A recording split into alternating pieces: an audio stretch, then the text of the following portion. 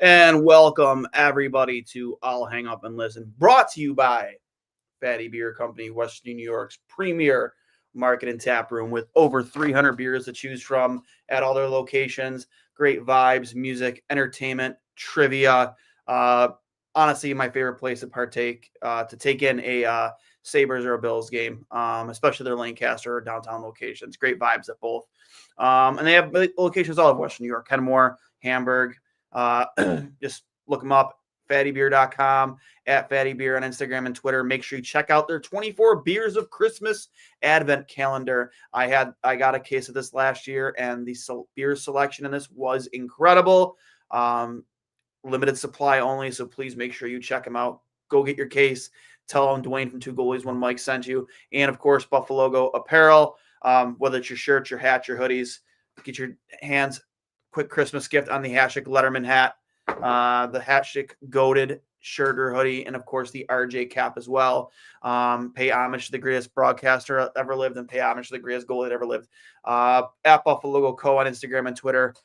Find them online too, buffalogo.com. Sabres drop what I would call a gutsy comeback. 4-3 to Vancouver in overtime. They escape with a point, but I think the moral of the story here is, and it's something that's kind of plagued them a lot this season, just undisciplined penalties. Dylan Cousins, granted, he scored 2 goals in a row there to tie the game, but at the end of the day, it doesn't make up for the fact that you took a 4-minute penalty when the game was 1-1 and they're in the third period that led to them getting the go-ahead goal and then them carrying that momentum into the third goal, putting them up 3-1. And then, of course, I'm happy Dylan Cousins turned it up and was able to help get that game to overtime, but almost is for suckers. And you lost 4-3 in overtime. But again, escape with a point. Luckily against a Western Conference team, so no team there gained any ground on you. I haven't looked at the out-of-town scoreboard. I know the guys in the peanut gallery will for me. But, just a game that I thought Buffalo, for a majority of it, was the better team. But again, you come back, you tie it at 4, you tie it at 3, get this to overtime, and then that's where your stars were stars. Tage Thompson had a fantastic chance alone, couldn't beat Lincoln, and then turns around. Quinn Hughes makes a fantastic play, lowers the shoulder, gets that puck to the net, and Connor Garland, who was literally on his knees at the time, was able to scoop a rebound in the net behind UPL to get the game winner. I think Garland had 2 goals on the night as well. But again, just undisciplined penalties. You can't. You cannot allow yourself to put yourself in that situation. Dylan Cousins even admitted in the post game that was on him. But there's no quit in this team, thankfully. But Lindy's going to have a conversation. I was ready to, as you saw me on Twitter, it's like bag skate him. That's your assistant captain. You cannot take penalties. And just the temper tantrum he threw that led to the double minor. Like, Dylan Cousins, for all his struggles, is a player you don't want in the box in a 1-1 game. Like, you just don't. I personally don't. Again, even with some of his struggles this season, and him scoring 2 quick goals like that is the reason why. You put yourself in a spot where you're taking one of your better, more physical players, defensive forwards, out of the game for 4 minutes, and it led to a puck going to the back of your net. Was a momentum shift for sure that led to their third goal. And then, of course, again, the rest of the story. Dylan Cousins makes up for it, so to speak, tying the game. We'll hit the peanut gallery here because I know I already see a bunch of comments. Sabres power play is beginning to let us down again. Yes, 0 for 10 their last 10. Not good at all. Samuelson skated today. Lafferty likely out tomorrow. Yep, Lafferty was hurt with a lower body injury, unable to return. Sabres dropped to 4th in wild card position. Not good. You were in a playoff spot, and this is the thing too. And I was like, I'm so sick and tired of this team. Just like, you string together 3 great games in California. You come back home and you lose two in a row at home. Granted, yes, you got goalied against the Wild. You were by and far the better team. But again, that's why great teams are great and bad teams are bad. I'm not saying the Sabres are a bad team, but even in that situation with the Wild, they were not playing well, but they were able to jump on one of our mistakes and made us pay for it. They locked things down. They got a great team from their goaltender, and that's why they're a great team. That's why they went from, I think they're 14-4 or 14-3. Like, that's why they're a good hockey team. That's why they're, going to contend for a Stanley Cup this season, for sure. So the Sabres got to get over that hump, right? You win 3 in a row for the third time in Rosie, which is great. It's fantastic. But you got to be hungry for more there. You got to, get that 4th in a row, or at least get that game to overtime. You know what I mean? Again, we need more winning streaks. We need to be less streaky, but more streaky in a good way. From Real Deal Prime, can we work on the faceoff dot, win more faceoff? I thought they've been pretty, up until this game, they've been pretty good on the faceoff dot. Kulik, has been pretty good. Cousins as well. But yeah, today they needed to be better. They needed to be better. 1 point in 2 games at home. Enough said. Not seeing playoffs this year. I'm not going to jump the gun there, Robert. They struggle to score too much. Top 6 is good enough. That's it. Yeah, again, Kevin Adams, working the phones. You have 2 goals in 2 games, or 1 goal, or sorry, 3 goals sure in the last 2 or 4. Wow, 4 goals in the last 2 games, but you're really struggling there today to find the back of the net, and luckily Cousins was able to put 2 in the back there late, but yeah, you need more from your top 6. Tage Thompson just coming off an injury. You can't really expect him to do it all himself. The top line is always going to be the top line. They're always going to produce for you. But that second line has to be better. I think you got to think about moving Ryan McLeod back up the lineup, get him out of that 4th line position, especially now that, Lafferty is potentially hurt. I think Ryan McLeod better serves you in your top 6 right now at this point, especially with his speed. And I don't know what you're going to do. I hope you hear that, Jeff Merrick, we tweeted it out yesterday. They were on an Oilers podcast where Jeff Merrick says that the Oilers and the Sabres would be, he wouldn't be surprised if they're potential trade partners with each other. He threw out names, Cousins, Quinn, even Power, but I don't see Power. I mean, there's only 2 names on Edmonton's roster when it comes to Owen Power that you talk about return, and there's no chance in hell they're making those deals. Like, you would have to literally sell the farm to get either McDavid or Draisaitl. So I don't see that happening. But Merrick made a great point. Kevin Adams could be in a position this season where, his job could be in the line, and it might put him in an uncomfortable position for him to make a move that he's not so comfortable making because he fears for his job. I mean, you don't make the playoffs this year, your GM should not have a job anymore. Plain and simple. He shouldn't. That's on him for not for not getting the job done once again. Not doing enough in the offseason, not doing enough in the season. So for me, Jeff Merrick, what he said, it does have some merit. Maybe not with the Edmonton Oilers, but with other teams for sure. That might be looking, to rebuild. They see the Sabres youth and see that Kevin Adams might be looking to make a move more in the now, and which he didn't do enough of, in my opinion. So that being said, now you move on. Again, their schedule is not going to is not an easy one. Here going forward, you play 2 tough games against both the Wild and the Vancouver Canucks. Even though, again, Vancouver has been struggling, that's still a very good hockey team, a very talented hockey team.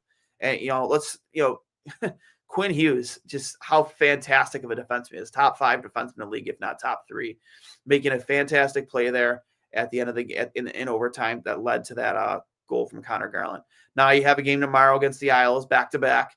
I would expect you'll see James Reimer in net for that. But I would assume that Reimer would get that game. I mean, UPL was pretty busy. Can't imagine they would give him a back-to-back. That being said, the Islanders, that's a very winnable game. Always going to be a tight game defensively, but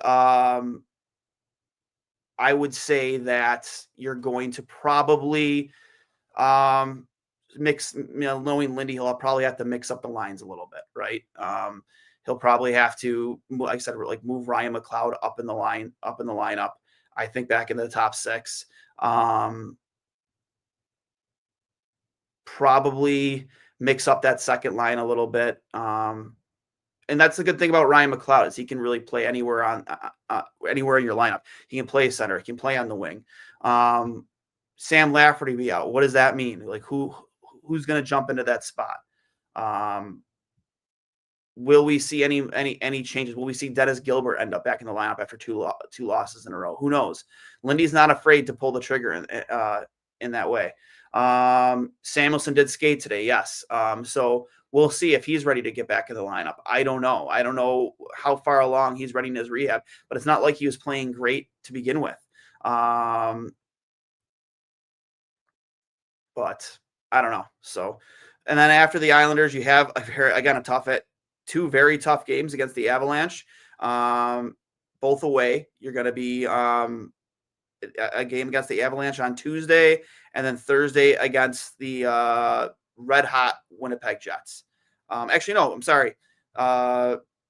Islanders are on Long Island, and then it's back to back at home. Again, it's not back to back, but 2 games in a row, 3 games. Actually, they have a nice little homestand coming up here. Avalanche, the Jets, Utah, the Red Wings, and the Rangers all at home. So you have 5 games in a row there, all at home. You need to play better at home. It's been something that's kind of plagued them in the past. But, 5 games in a row at home to get back on track. Maybe string together another 3-game winning streak. Maybe make it 4. I don't know. But the Islanders, that's a very winnable game. Avalanche, again, with their struggles. But the Sabres thing, they've been very gutsy this season. They have played up to the competition. Winnipeg, that's going to be a tough game. That they are so good right now. It's so hot. Connor Hellebuck is playing like the best goalie in the world, if not is the best goalie in the world. It has been the best goalie in the world. I'd have to say that he'll probably, actually, I don't know. Maybe we'll get lucky and we don't get Connor Hellebuck. I don't know. That's looking too far ahead. I'm not sure. I'm not very aware of what their schedule looks like. But I don't want to keep you guys too long. Again, not a great result. We come out with 1 point, but there are some positive take. I thought Bowen Byram looked great. He has steadily improved throughout the season. That was definitely a set play between him and Zach Benson. Bowen Byram started the breakout, brought it into the zone. Zach Benson held up at the point, drop pass, and Bowen Byram went right to the net. That was absolutely something that's been worked on in practice because Bowen Byram was expecting that shot pass, essentially a shot pass from Zach Benson right on his tape and behind the net. That was beautiful, absolutely beautiful. You allowed them to get back in the game. I hated that goal, by the way, by DeBrusk. Owen Power was right on his hip, and you got to at least tie his stick up or dump him on his ass. Like, you're so much bigger than him and so much more powerful than him. Just dump him on his ass. Don't allow him to get to that rebound. A tough rebound to control as it went off of, I believe it went off UPL's mask, so it's tough for him to control that. But you got to dump him on his ass. And those are the little things I think that garner criticism for Owen Power is just that lack of a physical presence, especially in front of his own net. It's nothing to do with his offensive ability. We all know how great of offensively gifted of a defenseman Owen Power is, but just those little things too, which turn into big things. You need him to enforce his will there in front of the net on Jacob DeBrusk, a guy that's much smaller than him. And he knew it too. You could tell by his reaction. And I hope it's something that Lindy will address with him, just like I hope he addresses the undisciplined penalty that Dylan Cousins took.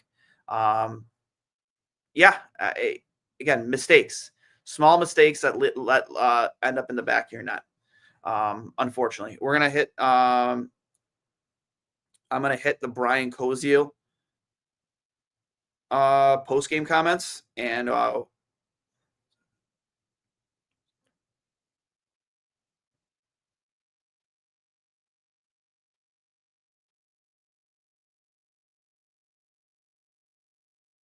Sorry, guys. Just have an important message here.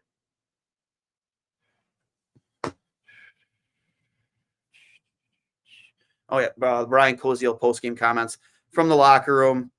Sorry. Sometimes it's hard when you're riding solo, unfortunately. Let me bring those up here. From Brian Koziel, one of the best. Gets you all of the post-game comments and presser after all the games.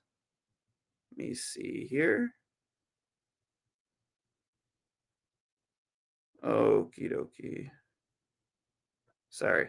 Here we go.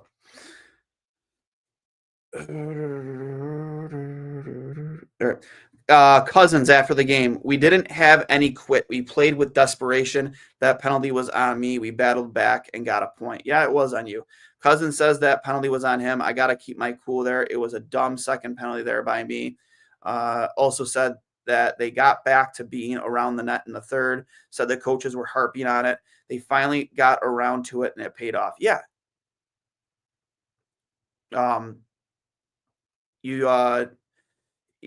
We've stressed that how often that we don't get bodies to the net often enough. That's something that with a team like us where we're not going to win on just talent and skill alone. You gotta score those dirty, grimy goals. Get bodies to the net. Get pucks to the net. They did that tonight, and it worked out well for them.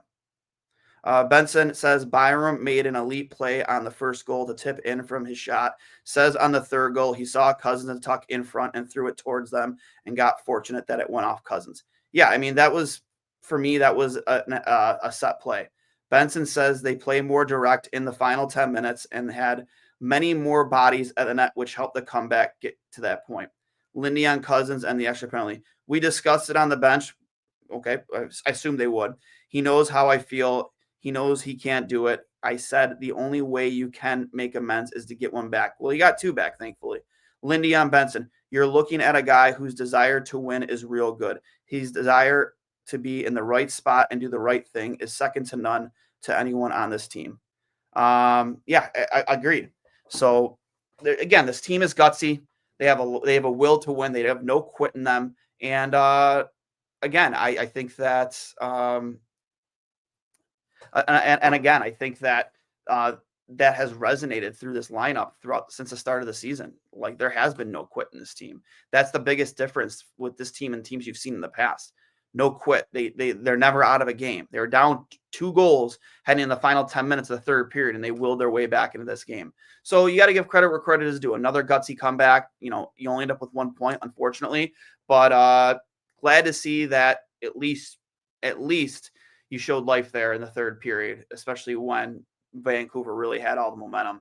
I just want to remind you guys, and brought to you by Fatty Beer Company, Western New York's premier market and tap room, with over 300 beers to choose from at all of their Western New York locations. Make sure you check out their Fatty Beer Advent Calendar, 24 beers of Christmas. They have a great selection. I got one last year, as I said before. You can't go wrong. For yourself or a Christmas gift for one of your buddies or a family member, make sure you check them out at Fatty Beer on Instagram and Twitter. I am Duane from Two Goalies, One Mike. I'm going to sign off here, let you guys enjoy your Black Friday. Hope you got all your shopping done. And as always, go save.